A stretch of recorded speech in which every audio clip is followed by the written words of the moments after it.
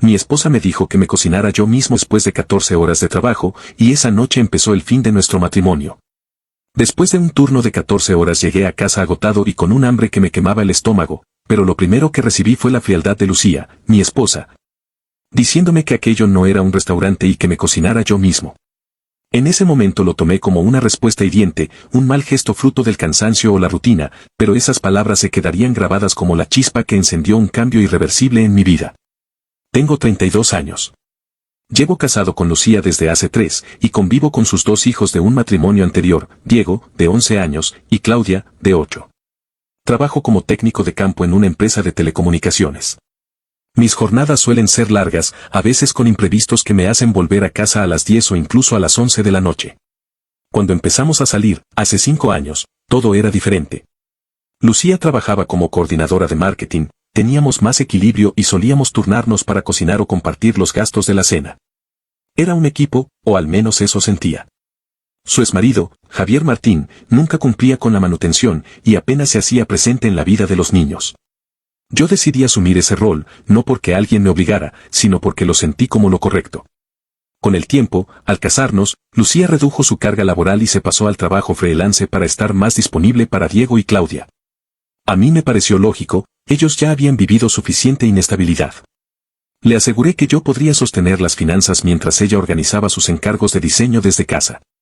Ayer fue uno de esos días infernales que justifican cada euro de mi sueldo.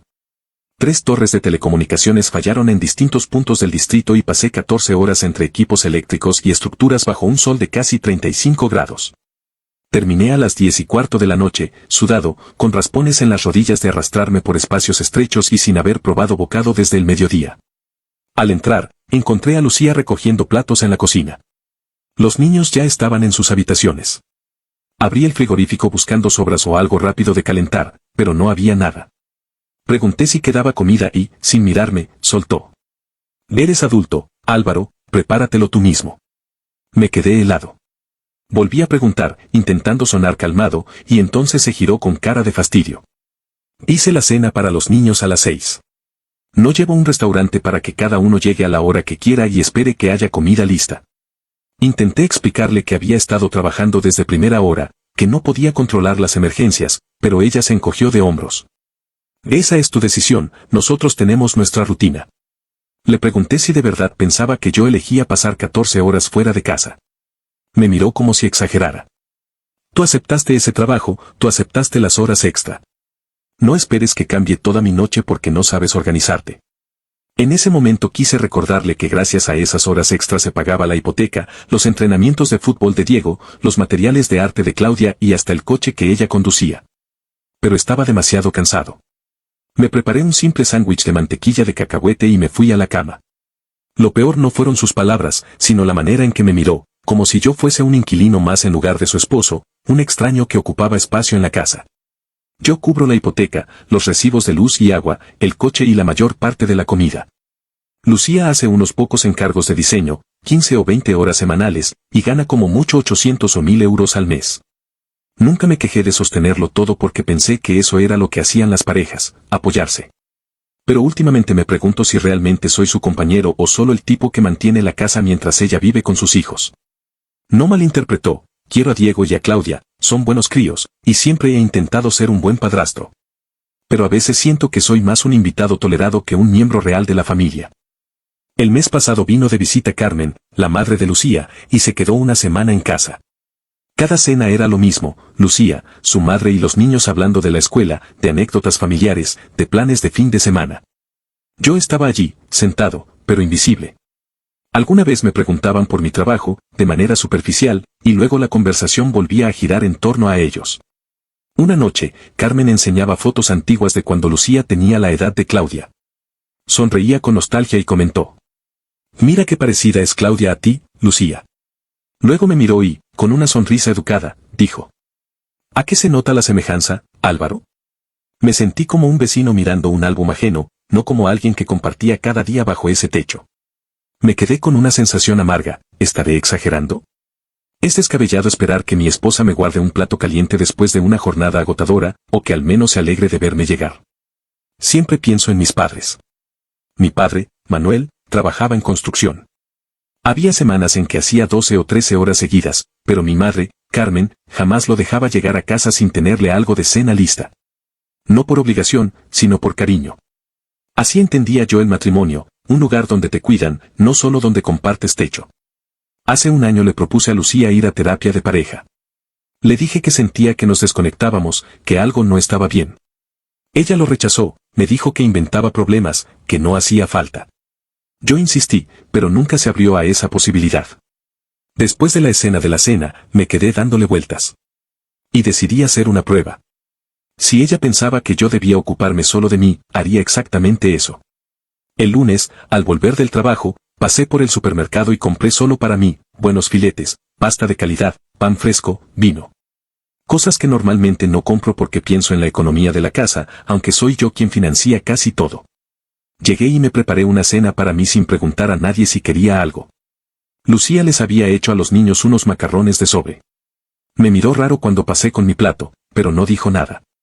El martes tuve el día libre y me preparé un desayuno completo, huevos, tostadas, bacon, café. Siempre solía hacer de más para todos, pero esa vez cociné solo lo que yo iba a comer. Cuando Lucía bajó y me vio, preguntó con tono seco. ¿Y el mío? Le respondí con la misma frase que me había clavado a mí días atrás. Eres adulta, prepáratelo tú misma. Se quedó helada. Cogió un yogur del frigorífico y volvió a subir. El miércoles mencionó que llevaría a los niños al cine a ver la nueva película de superhéroes. Antes habría pedido ir con ellos, o yo habría propuesto que fuéramos todos juntos. Esta vez me limité a decir. Genial, pasadlo bien. En lugar de quedarme en casa, organicé mi propia noche, cené con Sergio, un compañero de trabajo al que no veía desde hacía meses. Resulta que él pensaba que yo lo había dejado de lado, cuando en realidad llevaba años priorizando la rutina de casa por encima de mis amistades. Pasamos un buen rato poniéndonos al día. Volví cerca de las 9. Al entrar, Lucía me esperaba con gesto molesto. ¿Dónde estabas?, preguntó. He salido a cenar con Sergio, respondí tranquilo. ¿No se te ocurrió pensar en invitarnos a hacer algo juntos como familia?, replicó. Le recordé que ella había hecho planes sin contar conmigo. Entonces se alteró, diciendo que aquello era diferente. El jueves, cuando llegué agotado, encontré a Diego en la mesa del salón luchando con las matemáticas. Lucía estaba con el portátil, concentrada en un encargo de diseño. Normalmente soy yo quien le ayuda, pero ese día le dije a Diego. Pregunta a tu madre, que está aquí. Lucía levantó la vista molesta. Estoy trabajando, me soltó. Yo también he estado trabajando, todo el día, contesté. Diego se quedó confundido, sin saber qué hacer. Al final Lucía lo ayudó, pero me lanzó una mirada de reproche, como si yo estuviera siendo injusto. El viernes fue el punto de quiebre. Llegué temprano y vi a Lucía preparando espaguetis. Justo la cantidad para 3 platos. Me miró al entrar, pero siguió removiendo la salsa como si nada. Yo me hice un sándwich de queso a la plancha y me senté en la barra. Diego me preguntó por qué no cenaba con ellos. Antes de que pudiera responder, Lucía me espetó. ¿Qué te pasa esta semana? Actúas como si ya no vivieras aquí. La miré y le dije con calma. Solo me estoy ocupando de mí. Tal y como me dijiste. Se quedó en silencio unos segundos, incómoda. Luego empezó a decir que estaba exagerando, que no era lo que quería decir, que me lo tomaba demasiado a pecho. Yo, por dentro, sabía que no era dramatización. Era la realidad desnuda que había estado ignorando demasiado tiempo. Ese fin de semana me quedé dándole vueltas a todo. Empecé a fijarme en detalles que antes pasaba por alto. Revisé la cuenta conjunta y descubrí que, en los últimos 3 meses, Lucía había gastado más de 1.200 euros en ropa y entretenimiento, tanto para ella como para los niños. Yo, en cambio, no recordaba la última vez que había comprado algo para mí que no fuese una herramienta de trabajo. El sábado mencioné que necesitaba botas nuevas para las torres, ya que las que usaba estaban destrozadas. Lucía me contestó sin levantar la vista del móvil. Eso es un gasto laboral, no debería cubrirlo tu empresa. Le expliqué que la empresa ya me había dado la asignación anual y que la había usado en equipos de seguridad. Ella se encogió de hombros. Pues ya lo resolverás. Sin embargo, cuando Claudia quiso un caballete de arte, Lucía no dudó en pagar el más caro. Lo mismo ocurrió con los botines de fútbol de Diego. Y ni hablar del tratamiento de peluquería de 180 euros que descubrí solo al ver el cargo en el extracto del banco. No me molesta aportar económicamente, nunca lo hizo. El problema era otro, en esa casa solo contaba como parte de la familia cuando había que pagar algo. Con Diego y Claudia me llevaba bien, y sabía que no tenían culpa de nada, pero cada vez sentía más claro que Lucía había organizado todo para que ella y sus hijos fueran la familia, y yo apenas el sostén económico. Ese lunes pedí cita con un abogado, Fernando López, para conocer mis opciones. No buscaba divorciarme de inmediato, pero necesitaba saber dónde estaba parado. Me explicó que, como Lucía y yo no teníamos hijos en común y ella trabajaba, aunque fuese a medio tiempo, la probabilidad de pagarle una pensión elevada era mínima. La casa estaba a mi nombre desde antes del matrimonio, aunque me advirtió que podía reclamar parte de la plusvalía por las mejoras. No di el paso en ese momento. Decidí hablar con Lucía antes de nada. Esperé al miércoles por la noche, cuando Diego y Claudia ya dormían. Nos sentamos en el salón, respiré hondo y le pedí que me escuchara sin interrumpir. Le confesé que me sentía como un extraño en mi propia casa. Que no me veía como su compañero, sino como alguien al que valoraba solo por el dinero que traía. Le dije que, si no había cambios profundos, nuestro matrimonio estaba condenado. Le di ejemplos, ser excluido de planes familiares, la falta de consideración en momentos en que esperaba un gesto mínimo, como aquel día que me mandó a prepararme mi cena tras 14 horas de trabajo. Le expliqué que mis necesidades parecían estar siempre en último lugar. La reacción de Lucía fue un gesto de fastidio. Rodó los ojos y me dijo: «Estás siendo demasiado sensible. Así funcionan las familias». Me quedé incrédulo. ¿De verdad creía que una familia se construía convirtiendo a uno de sus miembros en un cajero automático? Se lo dije. Ella replicó que no dramatizara, que trabajaba, que mantenía la casa en orden y cuidaba de los niños. Que el hecho de no venerarme cada día no significaba que no me valorara. Le respondí que no pedía veneración, pedía consideración. Que lo mínimo que puede esperar un marido es algo de cuidado, de afecto.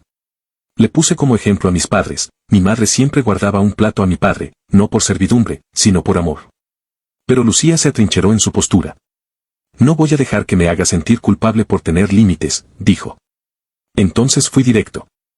«¿Qué haces tú para demostrarme que me valoras como esposo y no solo como proveedor?» Guardó silencio un instante y luego contestó. «Mantengo la casa limpia, cuido de Diego y Claudia, y siempre estoy aquí cuando vuelves». «Estás aquí, como también lo está un mueble», respondí sin pensar demasiado. Eso la incomodó, pero trató de defenderse. «No es justo lo que dices». Yo insistí. «Dime, ¿qué crees que aporto yo a este matrimonio más allá del dinero?» Lucía calló más tiempo. Al final murmuró: «Eres un buen proveedor y eres decente con los niños». Eso fue todo. Esa era la imagen que mi propia esposa tenía de mí. No pude evitar preguntarle si me amaba a mí o solo amaba lo que yo podía darle. Ella se enfadó al instante, diciendo que era una pregunta trampa, que por supuesto me amaba, pero que el amor también era responsabilidad y trabajo en equipo. Le respondí que no podía usar la palabra equipo tan a la ligera. Porque un equipo decide junto, consulta las cosas, se apoya y se incluye. En nuestra casa, ella gastaba sin consultarme, decidía sin mí, y cuando yo pedía lo más básico lo trataba como un capricho. La charla duró más de una hora, llena de rodeos, de intentos míos de explicarle lo aislado que me sentía y de su insistencia en que exageraba.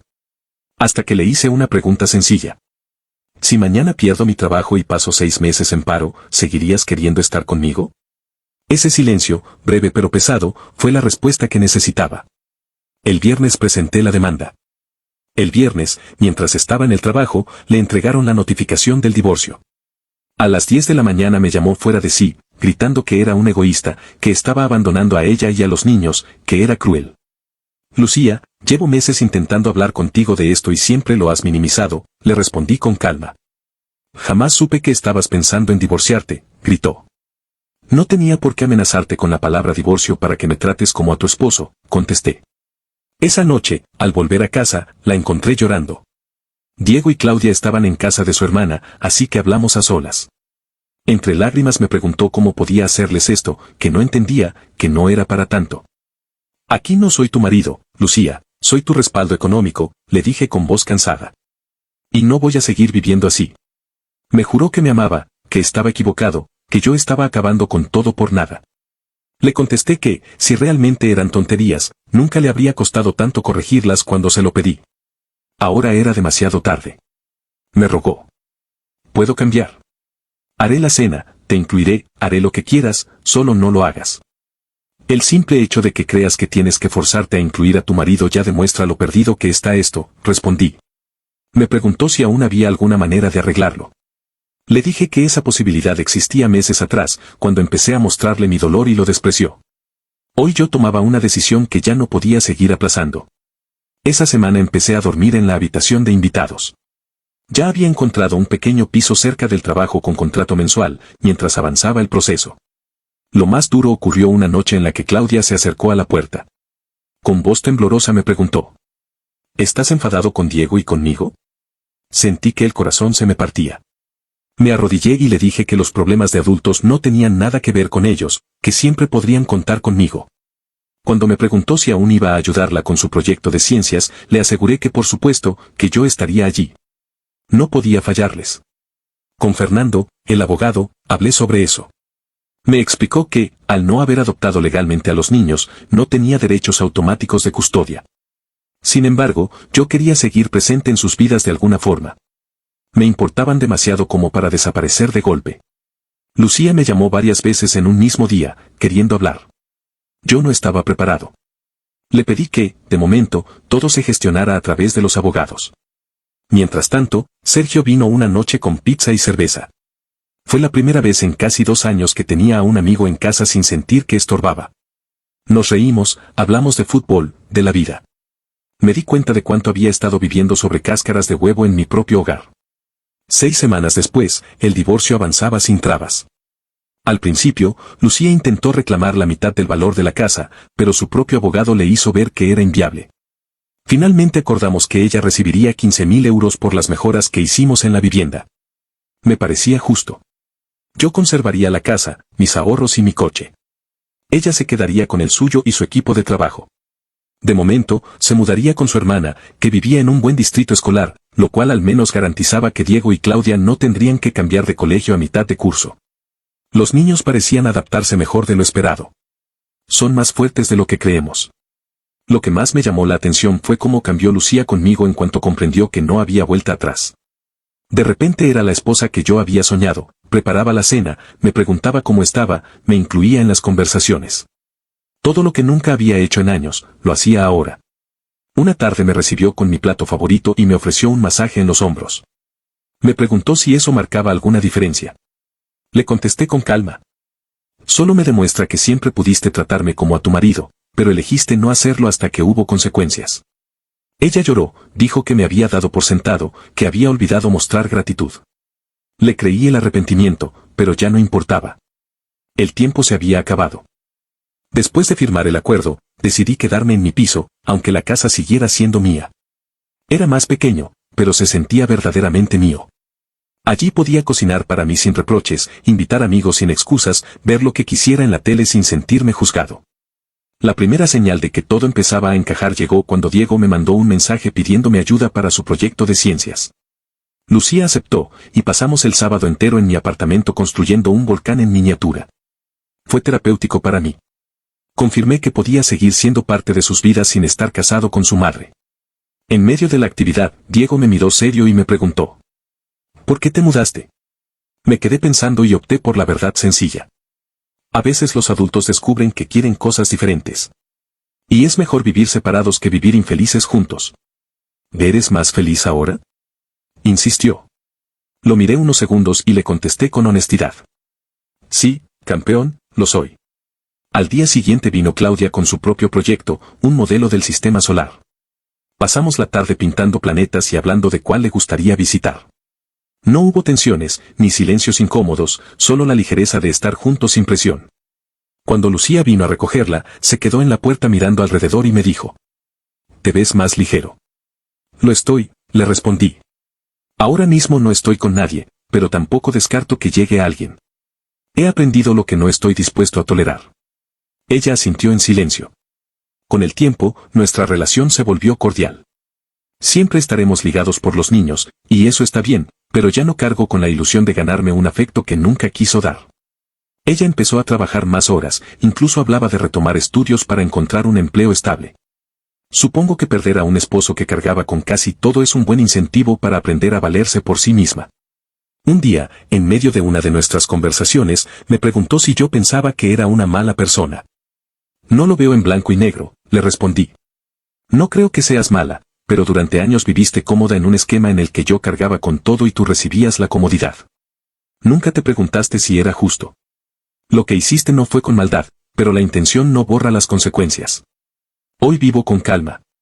No persigo el cariño de alguien que no quiere darlo, ni trato de llenar vacíos con esfuerzos en vano. Dedico mi energía a mi trabajo, a mis amigos, a mis pasiones. Paso tiempo con Diego y Claudia cuando puedo, sin sentirme invisible. No descarto que en algún momento llegue otra persona, pero no tengo prisa.